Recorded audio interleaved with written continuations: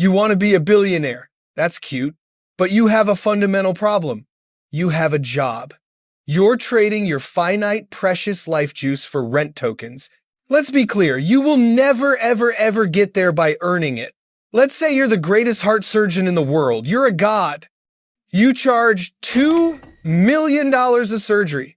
You're also not a billionaire.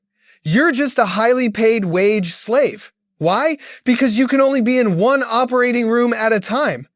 You have to sleep. You're a human. That's your design flaw.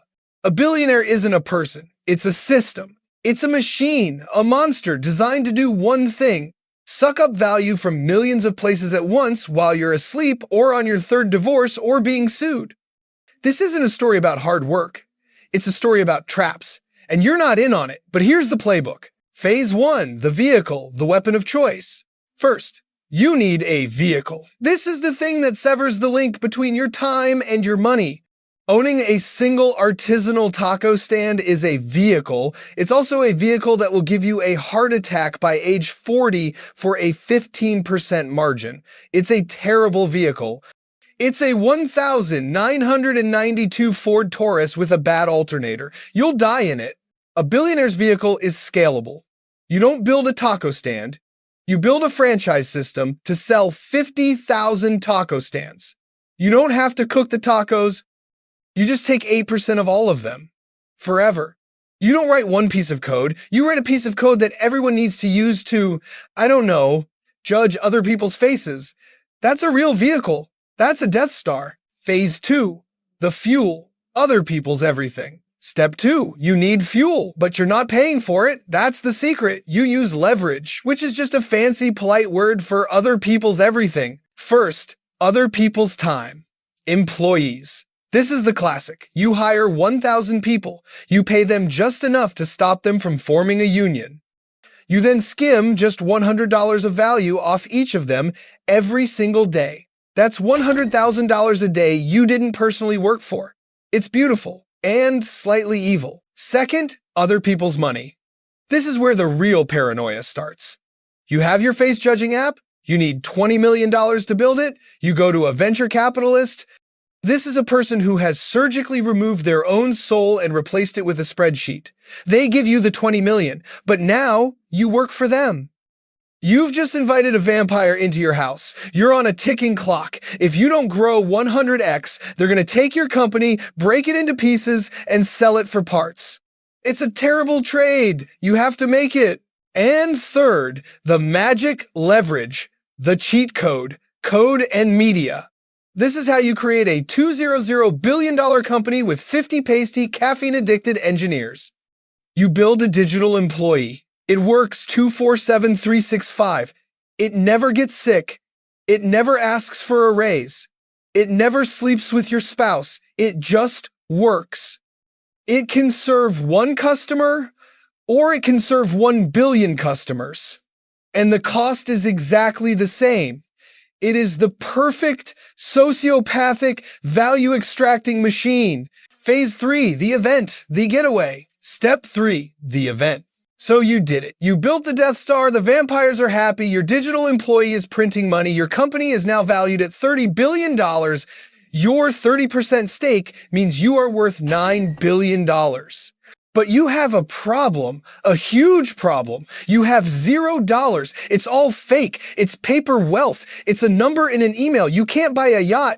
You can't even buy a sandwich. Your Amex just got declined. You are the richest, poorest person in the world. And if your company misses one single earnings projection, if one of your pasty engineers quits and says you're a monster, it all goes to zero. You're trapped. You're a paper billionaire in a burning house. You need the final step. You need the liquidity event. This is the getaway. This is the Ocean's 11 vault door. Option 1, the IPO, initial public offering. This is where you take your private company and sell it to everyone. You sell it to your dentist.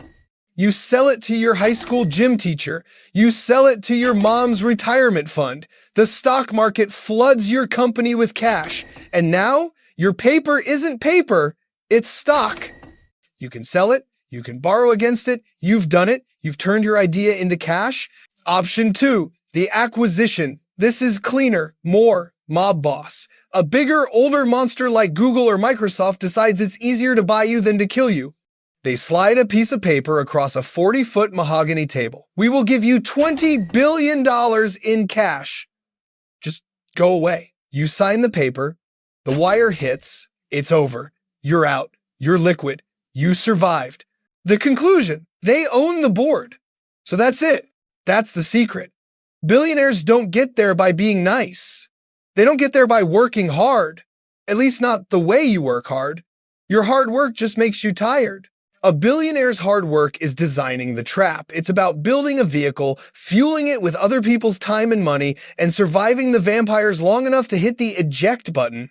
You've been taught to play the game, to be a good little pawn, to climb the ladder. A billionaire doesn't climb the ladder. They build the ladder. They own the ladder.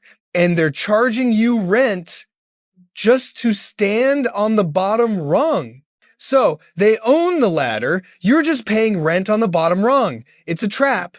But what if you could move your rung? What if you could stop trading your life juice in a gray cubicle that costs you half your paycheck just to get to the billionaires have their liquidity event? Maybe you just need a geographic event. I've put a link in the description and the pinned comment. No. It's not a $20 billion acquisition, it's a list of remote jobs. Jobs that let you sever the link between your work and your location. It's a way to start building your own tiny sociopathic system from a beach or a bunker. Your choice. If you want to keep peeking behind the curtain, you need to feed the algorithm our new digital overlord. Like, comment with the most sociopathic business advice you've ever received. Share this with another pawn, and subscribe to the Grand Scaler before the vampires find this channel.